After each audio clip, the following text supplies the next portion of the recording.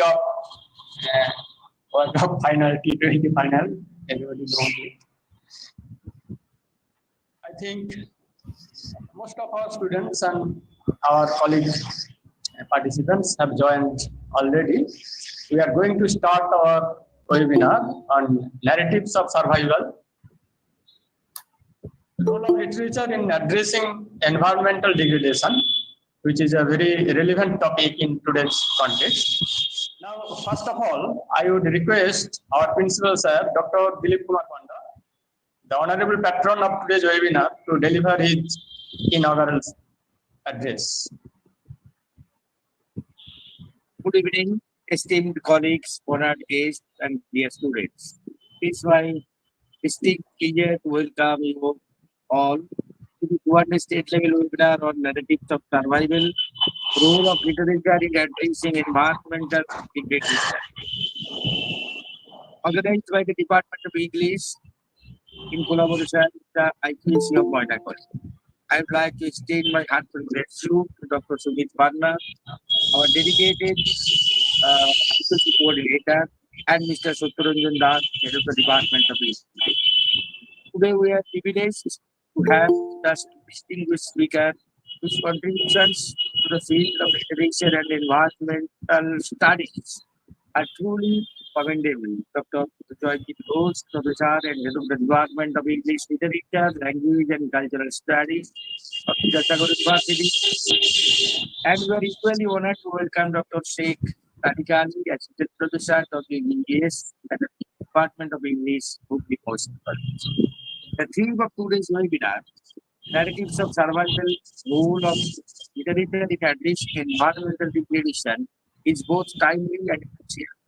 As we grapple with the profound environmental challenges of our time, literature emerges a powerful tool that not only reflects the human experience but also shapes our responses to these crises. Through storytelling, poetry, and prose, writers have the ability to awaken our consciousness, evoke empathy, and inspire action.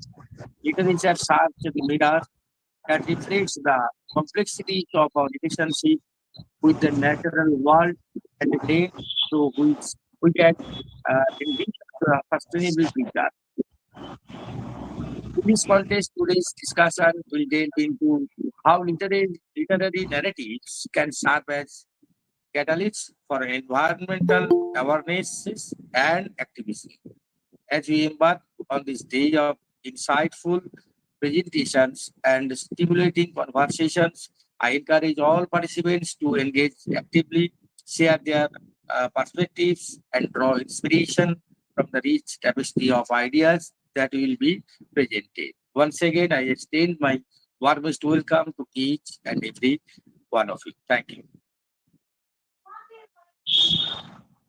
A lot of thanks to our patron, our principal sir, for his valuable inaugural speech. Now we shall listen to a short speech by our IQAC coordinator, Dr. Sumit Manna, Head Department of Botany of Moyna College. Over to Dr. Manna. Good evening, everyone. It's a great privilege to me to welcome Professor Ghosh, Dr. Sheikh Tilak Ali to attend or to give their valuable time to discuss on such a relevant topic, that is a narrative of survival role of literature in addressing environmental degradation. And now it is a day that is so why I am telling it. It is so relevant topic because it is not only the main function of the environmentalist or naturalist and only their duty to protect the environment from the very beginning, from that nomadic life to when the civilization occurs. From that time, people or those people they believe on different natural sources. They believe different natural sources as their god, and time to time they make worship on for it. They worship for the biodiversity, sun, light, every natural sources from where they are getting their resources to survive their life. So it is an important part. And now this day by day, this huge amount of resource, huge biodiversity, which is not only generated recently, it is the byproduct of evolution of near about 3.5 million years. So this huge biodiversity, and we are also the product of it. And we can't forget it that we are also the byproduct of this biodiversity, or that evolution. And nowadays, the huge biodiversity or nature that in which we are actually surviving, it is not only the the only responsibilities for those who are actually the naturalist or environmentalist or conservationist. It is the role to conserve for every people, every student, teacher, everyone. They need to think how we can conserve this biodiversity, our nature. And nowadays, it is not that to conserve any species or conserve the biodiversity. Now it is under management, because we nowadays we believe that the whole environment is controlled by us. Whole biodiversity, whole uh, environment that is in which we are actually thriving is controlling by us. So now it is called system conservation. So we getting a lot of this kind of narratives from literature also to conserve the our mother nature, like in different rhymes of or folk uh, choras everywhere. Some folk choras we can remember, like uh, আশ্বিনে মূলে মূল ভাদে মূলে মূল আশ্বিনে কানে কান চাষা বলে চাষা নিরে কোথা রাখবি ধান. So in this term, or in this short uh, uh, chora, he just telling her a farmer telling her wife how to, if the climate is that type, then the rice production or paddy production is huge. Like different poems are there which actually depict the management of biodiversity. And from the beginning, from the time of Buddha, we came to know that live and let live, that the whole environment is not for us, not for to use all this, but use it sustainably and live with all the other creatures, all the other organisms together. So I think this discussion that is going today by Honorable Professor Dr. Jyoti Ghosh and Dr. Sheikh Tilak Ali will be fabulous also, and it will enrich our knowledge domain and also make interest and to our student group. So I wish all success of this program. Sir, please continue. Thank you, Dr. Manna. Dr. Manna is actually from the Department of Botany, and he is much interested in biodiversity, species extinction, environmental degradation. But there is unfortunately time constraint, so everybody has to be brief. And now, as the convener of today's webinar, I welcome our respected resource persons, all our colleague participants, and above all, our students. The topic of today's webinar is Narratives of Survival, Role of Literature in Addressing Environmental Degradation. Environmental pollution, climate change, global warming, eco-disaster, all these are very familiar terms today. Every year, temperature of our Earth is rising. Glaciers are melting. Based on preliminary data through 2022-23, we have lost roughly 94 feet of ice off the top of the glaciers all over the globe. The water level of the oceans is rising. The natural rhythm of our climate is lost. Droughts, floods, and cyclones are frequently hitting us hard. Cyclones in current years have been more powerful than ever before. In this webinar, we are in search of the narratives of survival, how we can survive the threats of environmental degradation, how literature can address the issues of life and death. Since Joseph Meeker came up with the term literary ecology in 1972, or William Rooker coined the term eco-criticism in 1978, we have progressed further. Today we have with us two distinguished resource persons, Professor Dr. Joyjit Ghosh from Vidyasagar University and Dr. Sheikh Tariq Ali from Hooghly Mohsin College. I hope our experts will enlighten us by offering meaningful insights into the issues pertinent to the topic of today's webinar. Thank you all. Now, I would request our joint convener of today's webinar, Dr. Diganta Ghosh, Assistant Professor, Department of English of our college, to say a few words.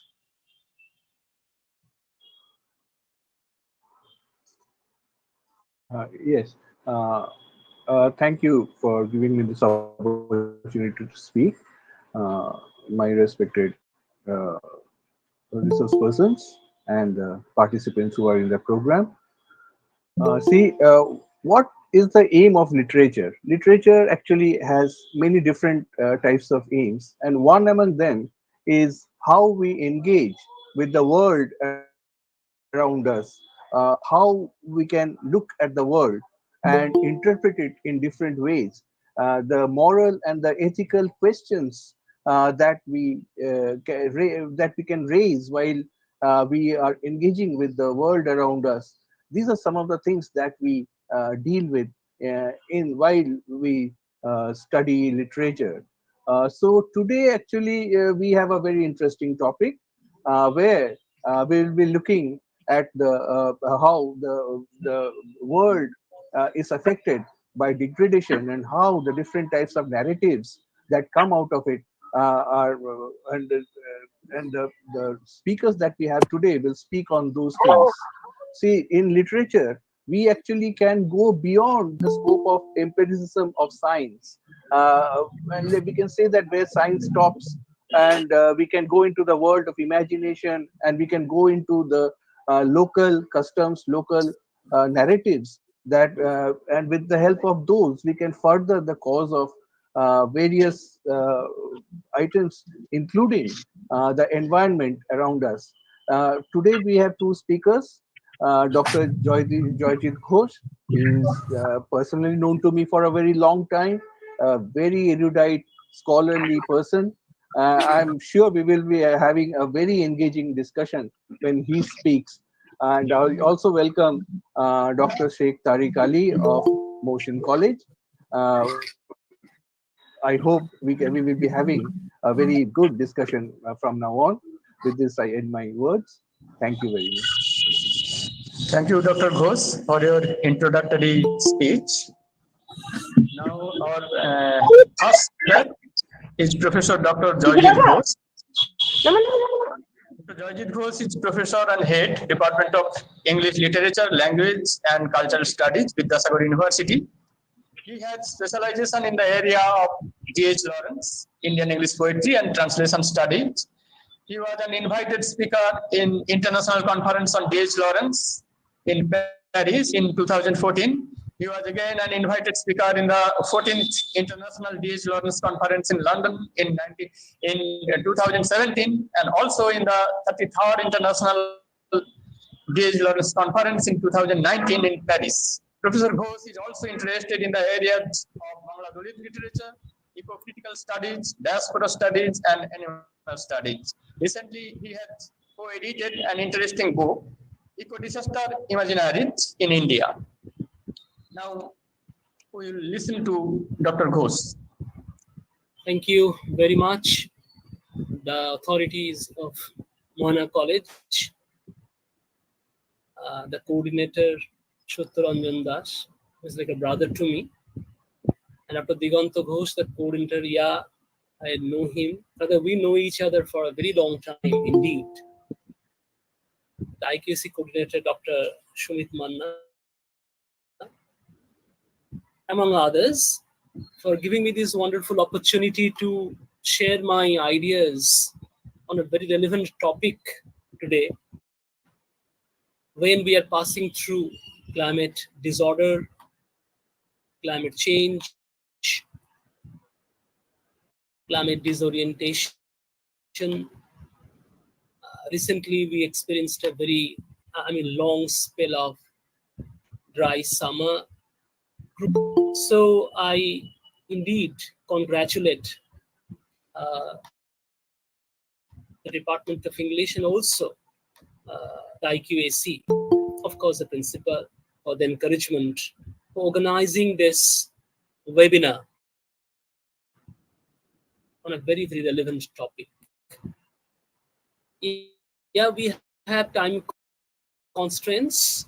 So presentation, I'd be requesting my fellow presenter, Dr. Sheikh Tariq Ali of Hooghly Mohsin College. Yeah, he has started presenting the PPT. Is it possible for you to share the full slide? I mean, the full view. Tariq, is it possible to share the whole screen? Yeah.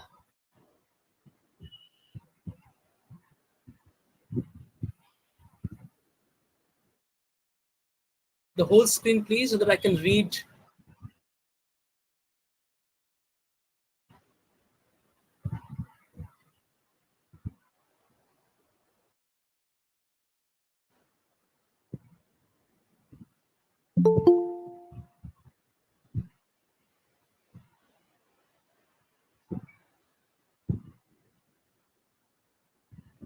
Tariq, can you hear me? The full screen, please.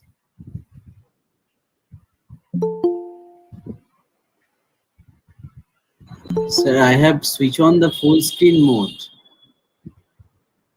I don't know whether you can see it on the screen or not, but here it is on full screen on my system.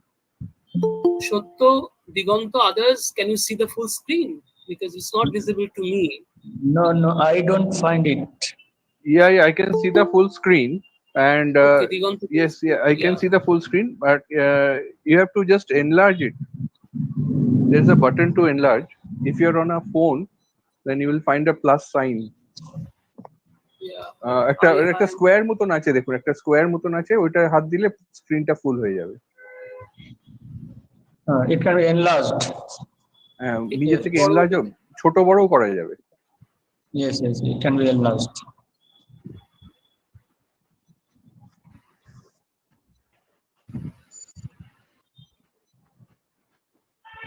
Because the quotations from IQAC. Tariq sir, if you can just increase the size from the bottom by increasing the percentage. Diganta sir, could you please give me your mail ID, then I can send the PPT via mail, then you can share it on the screen. digantaghosh@gmail.com. digantaghosh digantaghosh@gmail.com. Okay. Okay.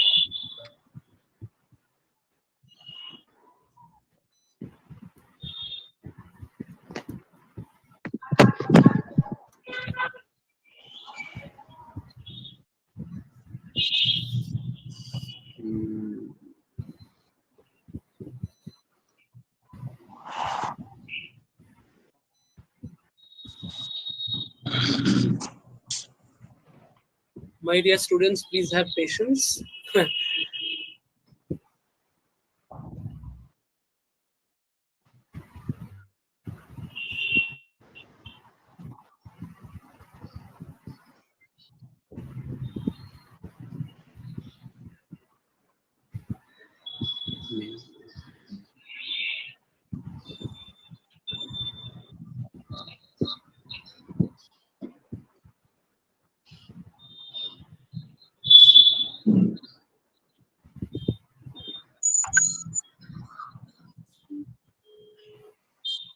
Diganta sir, hope you have received it. No, it has not come yet. No. You can refresh it. Yeah, I'm refreshing.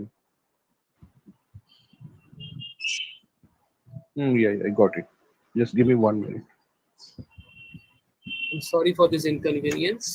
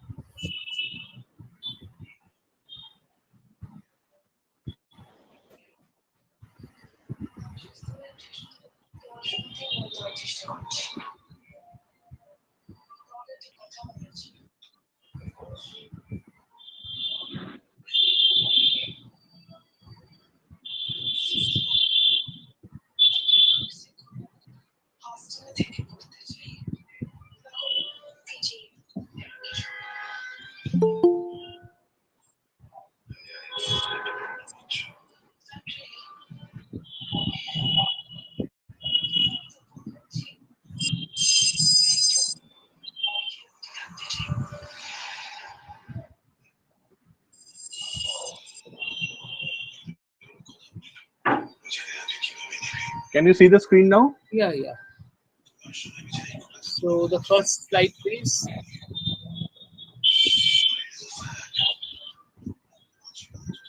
Just here. Is it visible now? Complete. Is my screen visible completely? Yeah, Sir, it is visible. please change the Okay, sir. slide. Yeah, Very nicely visible. yeah. Okay. Okay. Please change.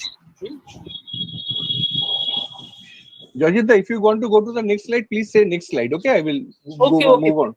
Next slide. Next slide. Yeah. The first thing is, that is, as you have already seen, the title of my presentation is because I have chosen a line from a poet whose name is Langvir Terang. The line is, no one knows when the climate will alter. Reading climate change, eco-precarity, and species extinction in contemporary Indian eco-poetry. I don't know whether the students present, have any idea of eco-poetry before I talk about the Indian eco-poetry. The Just first one. thing is, yeah, the first thing is, what is eco-poetry and how is it different from nature poetry or even environmental poetry? Because it is a subfield of environmental poetry, of course, but it stands distinct from environmental poetry in its desire to issue a warning of some kind. This is what we derive from Kate Dunning, an authority in this field. The first thing. Second thing is, eco-poetry doesn't only speak of environmental damage or risk. It also aims to unsettle when we concentrate on its rhetorical aspect, because it opens our eyes to the burning reality that we have to acknowledge. Because you see, we have to acknowledge the human limits when we exploit the earthly resources for our own survival, for our sustenance. When we touch upon this point, that it opens our eyes to the reality. Yeah, I would like to share with you the title of an anthology of poems that is edited by Rita Agarwal, that is Open Your Eyes. It is published by Hawakol. I have mainly derived, the poems from this very anthology, and another anthology I also have consulted, that is Count Every Breath, the same person, Agarwal, Rita Agarwal, and this is called a climate anthology. The second point, or third, if you like, is eco-poetry encompasses both spiritual practice and political activism. Because some of these poets are activists in their own right. Okay. And the next one is, that is, when we talk about eco-poetry, one very important idea is that eco-poetry, of course, speaks about ecological imagination. No ecological imagination, no eco-poetry. And the point is, that is, when we talk about eco-poetry, we also have to address the question of ethical entanglement with the other. Dr. Ghosh, Diganta Ghosh, has already talked about the ethical question. So, borrowing a phrase from Timothy Morton, we have to talk about this ethical entanglement with the other. Okay, the idea is of crucial importance because this other is a non-human other, and in no way we can afford to ignore their role in the environmental order, their role in the ecological chain. And we have to acknowledge, their experiences, their conditions, and even the sufferings at the hands of the humans. Okay, so you'd talk about certain poems in this connection as well. Next. Yeah, the first issue that we would be throwing light upon, climate change. So Chotto Ranjan Das already has talked about this. That is, climate change and global warming, they are now very common terms with us. Okay, in most cases, of course, we don't have a good idea. But of course, I'm not also a science person, I'm a literature person. But of course, these days we talk about the significance of the multidisciplinarity in our approach to different disciplines that we talk about. So the first thing is, what is climate change? And particularly, I would be referring to Nick Admussen. The two things particularly, that is, the first question is ontological. That is it real? Is the climate change real? What is real? The second question is, it is ethical. What should it do? And the idea is, that is, again, the question of ethics. That practical ethics must come from the stories we tell. So the title of our webinar is, of course, the focus is on narratives. So, of course, in today's webinar, I'll be talking about eco-poetry. But before I switch over to eco-poetry, at least one reference I must give. Most of you have read Ruskin Bond's story, Dust on the Mountain. And there we have this very thing. We just read the opening section. There's a typo, clouds. Clouds gathered on the horizon, but they were white and puffy and soon disappeared. True monsoon clouds would have been dark and heavy with moisture. There were other signs or lack of rain that warned a long, dry summer. So at the beginning of my presentation, I referred to this very long, dry summer. So where are the monsoon clouds? Okay, that is why I believe you'd agree with me that the last few days, there was forecast after forecast, but most of them did wretchedly fell. And we suffered from this very long, dry summer. Next. That is, this is the poem I was referring to, Longbit Terang, from which, of course, I quoted a line for my title. No one knows when the climate will alter. For years, we have been confabulating about clouds and thunderstorms happening everywhere. When will the climate alter? Unpredictable. Is it going to end? So you see, the series of disasters that we experience, tsunami or cyclone or cloud bursts, they all signal the end of the planet, our only home. Okay. So the last thing is the end. When you talk about this, the idea is it the apocalypse that we are referring to? Is we of course talk about the doomsday when we have in mind the Bible. Next. So this is the idea of eco-precarity. Most of us, who are doing a research in this domain, we're acquainted with this idea of eco-precarity propounded by Professor Pramod Nair. I just have quoted the most relevant part of his statement, where he says that eco-precarity is at once about the precarious lives humans lead in the event of ecological disaster, and also about the environment itself, which is rendered precarious due to human intervention in the Anthropocene. The two parts. One is the precarious lives that we lead.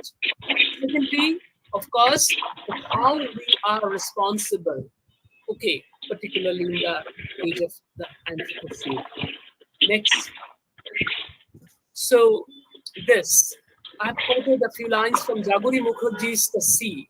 They're all contemporary poets, you see. Seashells line my shelves. The water has risen. The ice of a million years is melting. Soon I will drown. I'm afraid there will only beach parties anymore. Where will I see the dolphins? or imagine the pink corals. All life is silent. The shores putrid with dead fish. The colors muted to gray. So this is the point. You see, that is, we decorate our shells with the seashells. But mind you, that when you think of these seashells or the corals or of the dolphins, whatever, the point is this pink corals won't be pink anymore. They would be muted to gray. The colors will vanish. So this is the disaster, the impending disaster. Next. So, yeah. This is the Anthropocene question we're talking about. It's very difficult indeed to define Anthropocene. But you see, this is some of all environmental havocs humans have wreaked on the planet. We talk about geology of mankind. We talk of the awful increase in human population, obviously, yeah. And we also talk of the excessive use of energy causing atmospheric sulfur dioxide emissions, more application of nitrogen fertilizer in agriculture, and of course, which impact our terrestrial ecosystems. They are contributing to the pollution through the use of greenhouse gases. We know the entire story. Okay, but every day we are contributing, we are polluting our earth, we are making our earth more and more vulnerable, we are making the air and the water toxic. Next. So this is Jill Mill Breckenridge's photograph. Imagine you are looking at a photograph of a city. The sky is your beloved Delhi, the skyline familiar, India Gate, Rashtrapati Bhavan. The sky is murky, dense, it would slice it like cake. See the mother and child in the photo? Maybe the mother is about to say, in our times, the sky was cornflower blue. The child wonders, what blue is? So what blue is? Because we don't know. I mean, we're afraid the color blue will yield place to the gloom. Okay, the gloomy color. Next. So, yeah, this is a picture of all shared from the Google domain, that is Delhi enveloped in smoke. Okay. Next. Yeah. Another poem I'm reminded of, Shikandin's When the Day Haze Descends. So the title itself is perfectly loaded, When the Haze Descends. When the haze descends upon the sun-speared land already wet, its sweet and tropical rain clouds are veiled, and there is smoke in the air. Everything is dismal grey, ghosts let loose for a day, rise to meet the haze. Shikandin speaks about a different part of the globe. Jilmil Breckenridge speaks about Delhi, our capital city. But somehow, you see, there we find a point of organic connection. And you see, the image of ghosts, okay, let loose for a day. Obviously, it would send us a feeling of shudder down our spine. Next. Yeah, this is again global warming. Global warming. So again, the question, is it real? The ontological. Is it real? If it is real, how can you put a check?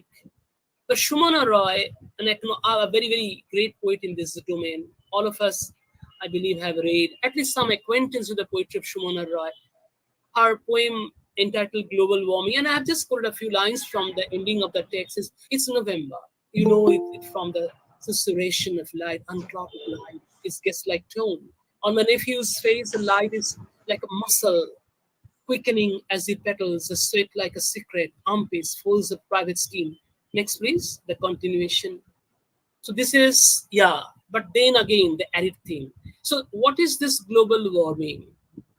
So Shumana Roy, very delicately touches upon this idea of global warming, that as a nephew cycles, okay, he feels the sweat even in November. in his armpit. Okay. And another poem related to this idea is the poem Arid by Vinita Agarwal. Already I've referred to her because she has brought forth two very important anthologies which are worth mentioning. Already I've referred to them. Is Arid. I miss the moistness of rains, its sarangi notes, open-fisted generosity, the colors locked in its belly, the in to the yang of the throat. A ship with slumped shoulders walks through me.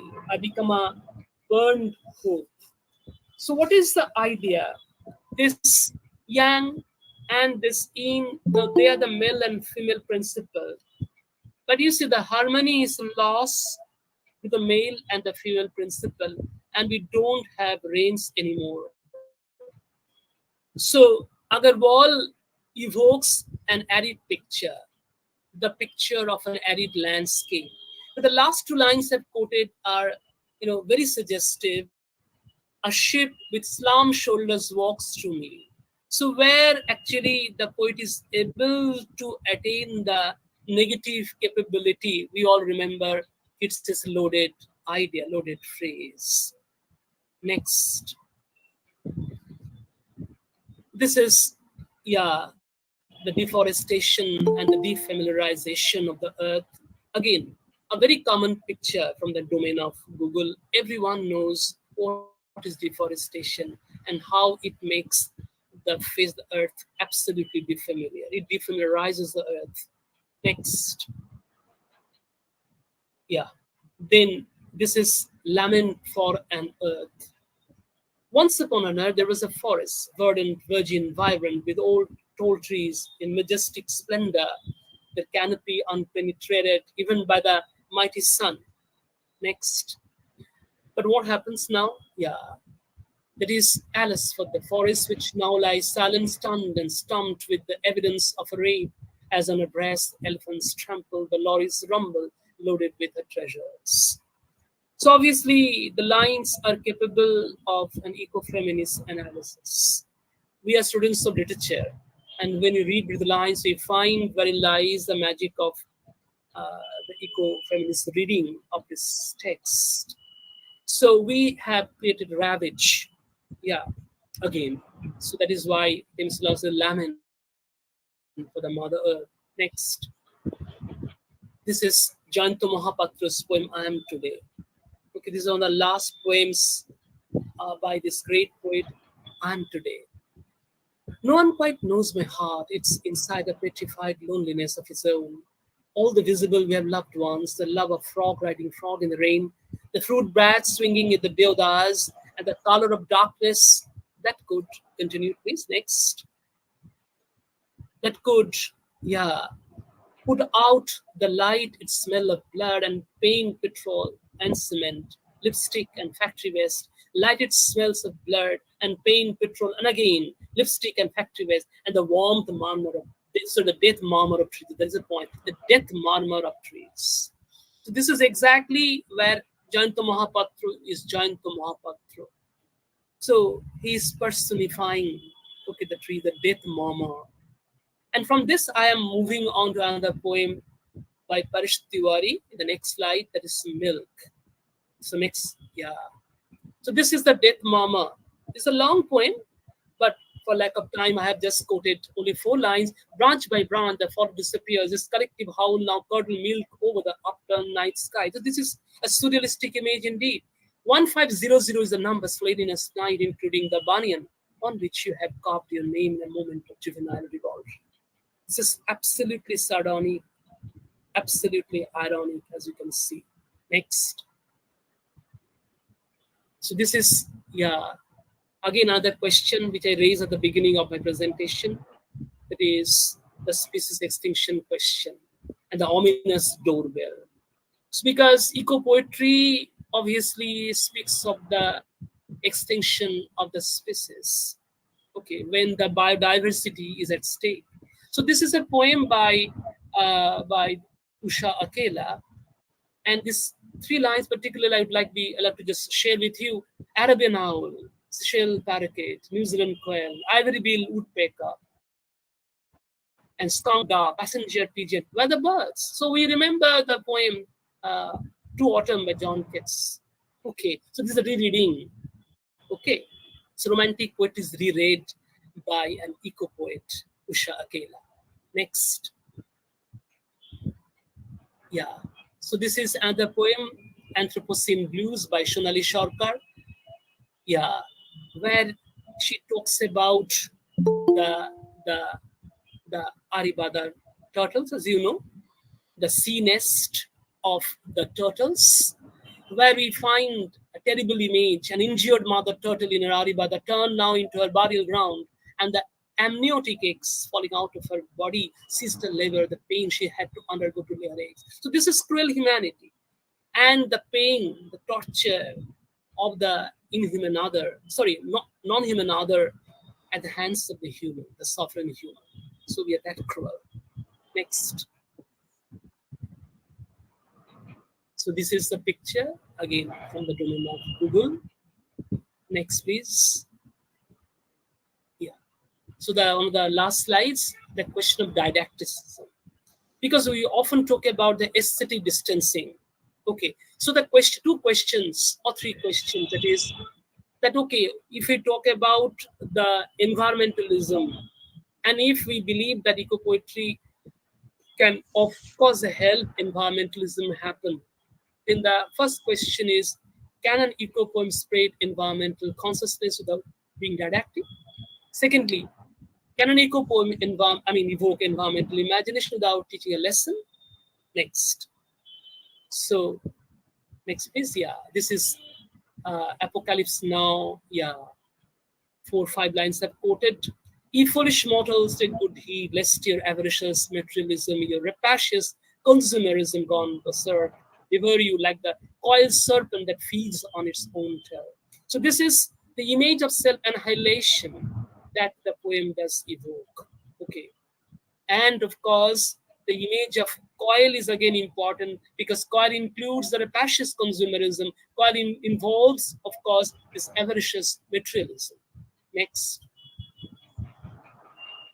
Yeah, so this is another poem, but this is not by an Indian, this is a Danish poet, Peter H. Fogdal, Apology to Mom. This mom is a Mother Earth. We failed you with our acid breath, mom, and the carbon footprints we left in the pork. Forgive us for killing the last rhino mom while she meditated in the shade, but we needed her horn to pay for a nose job. We have all read Or the Flies by Golding. You remember how Jack killed the mother pig? We all remember. Okay, when she was giving milk to the young ones. So next. So the next please, yeah. The last slide. Can poetry save the earth? I've referred to a great book by John Felstina. Is a field guide to nature poems, where he talks about the nature poems. That is, yeah, science, policy, activism point the way towards solution to this apocalyptic situation. Okay, the environmental crisis, environmental degradation. But he says that, okay, but something deeper must draw there. So where can you find this deeper thing? He says it can be found in poetry's musical lift, attentive imagery as shaping force. The last two poems that we talked about, they have this attentive imagery, the shaping force. Last, thank you very much. Yeah, next slide, please. My thanks only. So I don't think time is there for. So thank you very much.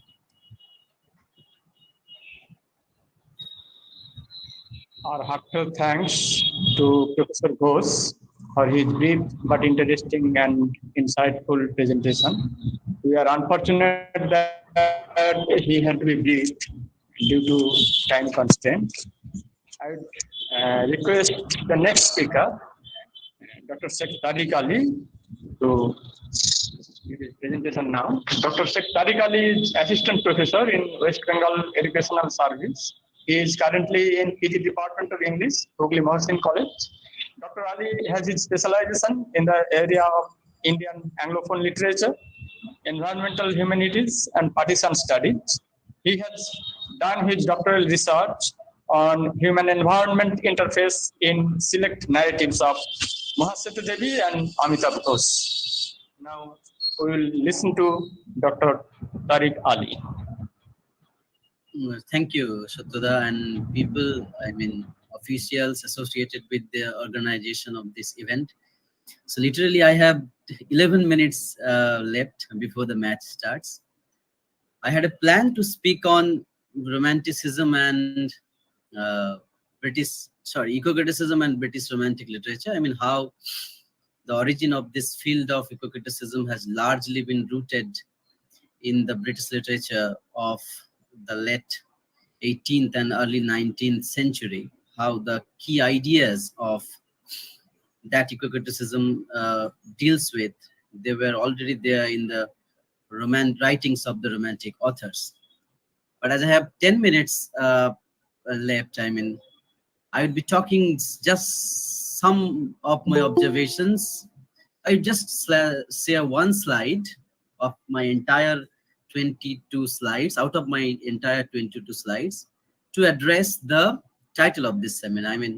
What role does literature play to addressing the environmental crisis? Just one slide, and that is the final slide of my presentation.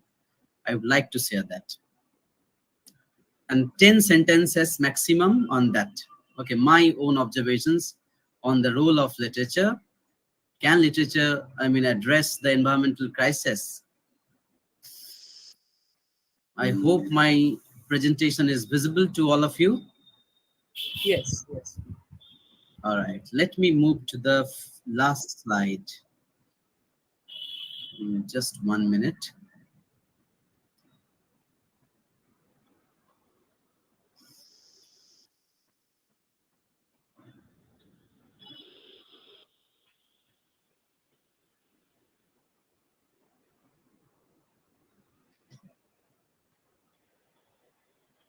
Yes.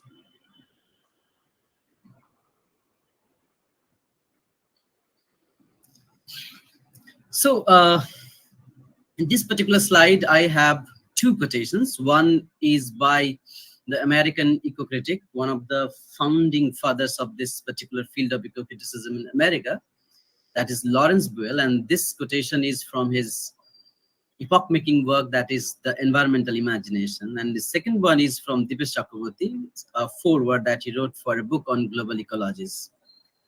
These two observations, I believe that they highlight the very essence of the topic of the seminar.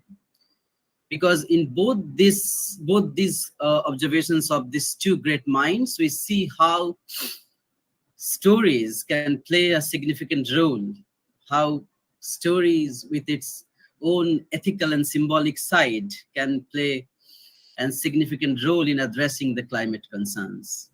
All right. We know that this is something always challenged, right? In this age of climate crisis and the rapidly growing popularity of the discipline of literary environmentalism, one intriguing question that in fact involves the very essence and the purpose of this field of environmental literary criticism, one question, that is, what role does imaginative literature play in dealing with environmental problems? All right, these environmental problems and climate-related risks, it is mostly believed that they can only be solved by scientific and technological means. Particularly the cornucopians, the purist scientists, they do not take humanities and literature into consideration while addressing the issue of climate solutions. All right. But if we focus on the role of literary responses to the eco-environmental crisis that the planet Earth is facing today, environmental writers, they always emphasize this ethical and symbolic side of storytelling, right? Buell, Dipesh Chakraborty, Amitabh Ghosh, Rajat Chaudhary, they have repeatedly, they have alike agree that symbols, images, tropes, forms, and other aesthetic dimensions in a literary text, environmentally inflected literary text can help in laying out the environmental problems in the form of stories. And there comes this observations of Lawrence Boyle. Now, Boyle has very categorically pointed out that the power of story, okay, if I read the entire quotation, that for technological breakthroughs, legislative reforms, paper covenants, and about environmental welfare to take effect, even to be generated in the first place, requires a climate of transform environmental values, perception, and will. And in fostering these values, perception and will, there comes the role of storytelling. To that end, the power of story, image, and artistic performance, the resources of aesthetics, ethics, stories, and cultural theory are crucial. All right. We can never deny the fact that the literature always represents individual experience. And what we have in environmental science, climate science, representation of objective data, all right, empirical data. Now, through the representations of individual experiences of climate change, individual stories of climate meltdown in imaginative literature, literature always renders this impersonal empirical data, something recorded by the scientist on environmental crisis. It makes this data perceptible to the human mind. Another reason is the slow violence. Slow violence is, it's an idea by Rob Nixon. Slow violence can never be recorded in any documentary, right? It is something that otherwise evades our imaginative capacities. The incremental environmental changes, which are apparently invisible, they can only be communicated by stories. They can only be communicated by imaginative elements in literature, right? So these eco-cultural functionalities of imaginative literature, it substantiates the argument that problem of climatic rupture, they can not be engaged with only through the lens of science and technology. And what you need a sort of productive dialogue between imaginative literature and climate change science to provide what Astrid Breck call an imaginative space, which is necessary for imagining the planetary emergencies, as well as addressing, first of all, perceiving the emergency, then addressing the emergency. And there comes the importance of the observation of Dipesh Chakraborty. Dipesh Chakraborty has very categorically stated that an essential ingredient of the process by which humans can make sense of the crisis in public life is stories, narratives. We tell ourselves to find our bearings in a new situation. All right. So, the world we live in is a thoroughly humanized world. All right. It's an Anthropocene. We know all that. It's a world where the entire constellation of the earth has been thoroughly reshaped by the footprint, human footprint. And in literature, something can play a big role. In imagining the crisis, there plays the different tropes of the climate change literature, super apocalypse and other tropes. They can make us see what the future is ahead.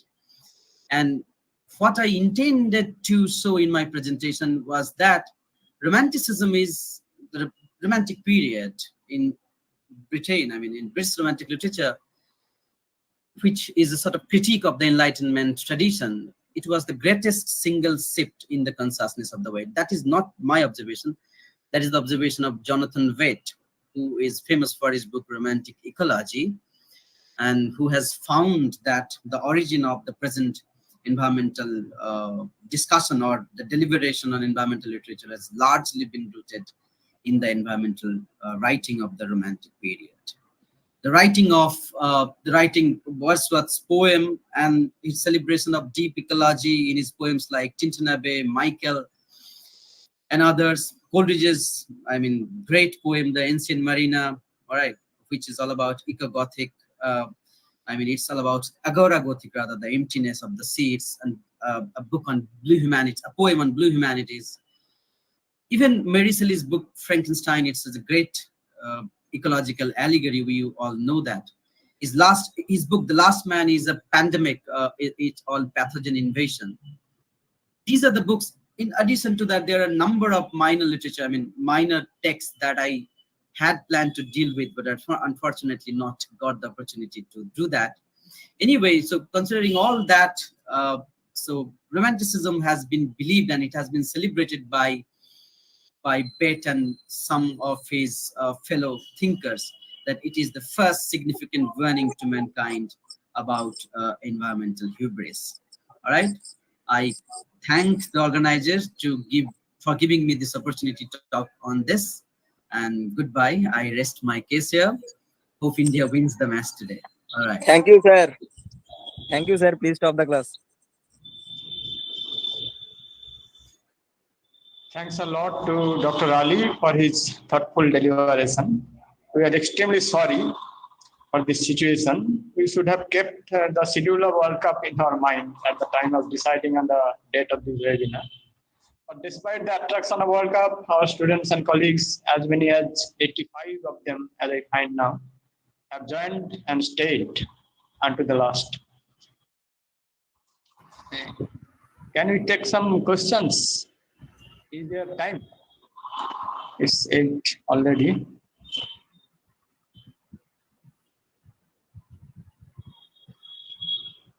If they're in a mood to ask questions.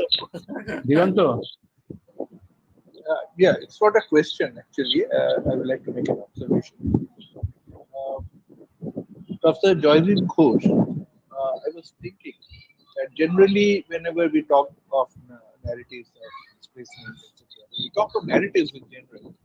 Generally, they are personal experiences, prose pieces. But he has spoken in terms of an anthology of poetry, which I found was very interesting because we generally don't get poetic expressions as narratives of displacement as such. So, thank you, Professor Joydeep Ghosh, for making this presentation.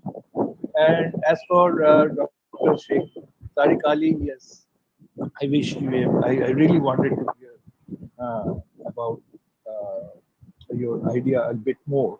But the ideas of imagination, how the ideas of imagination work into such ethical issues like environment, that would have been very Hello, sir. interesting Sorry to say discussion. that I have to leave the meeting Okay, please leave. because of So India was the okay, South Africa's final leave, match. sir. Okay, leave. Thank you, sir, for your kind information. So that is what I was saying, wondering about Dr. Ali. But okay, so we couldn't do it in time. So maybe Thank you very sometime much, maybe Divanto. Yeah, we can have it. We can have a better discussion. Thank you. thank you. Okay. Okay then, good night. Bye. All right.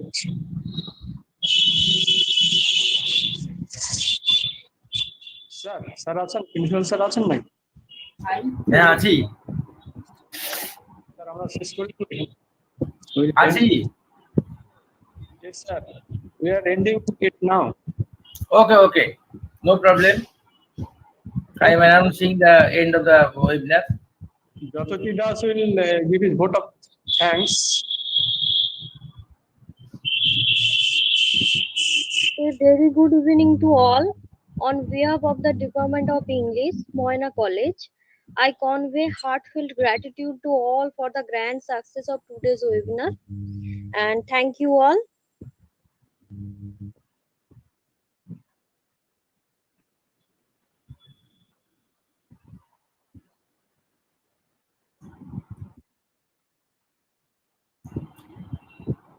Chotto, please unmute. So it's the end, and now we thank all once again for their hearty cooperation and active participation in our webinar. Thank you. Good night. Thank you. Okay, bye. Bye.